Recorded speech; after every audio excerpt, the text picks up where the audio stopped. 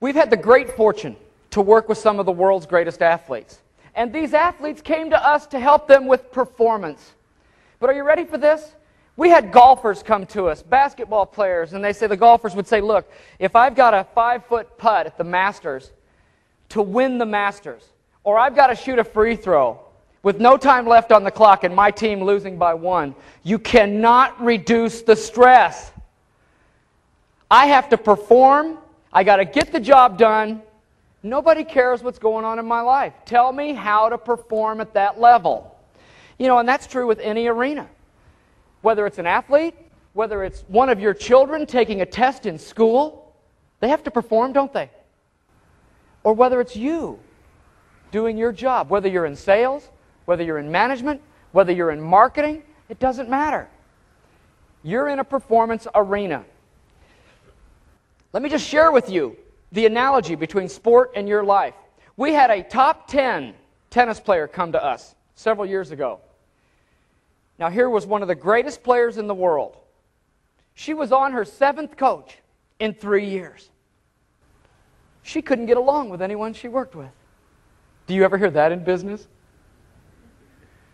What's the number one problem that a manager in business has? People problems. Am I right or wrong? If I took all the people problems out of your life, how tough would your job be? I guarantee somebody just said, I wouldn't have a job. Because that's all I ever do, deal with people problems. But you see, her problem wasn't hitting a tennis ball better. Are you with me? Her problem wasn't serving harder. Her problem was perform. Get the job done.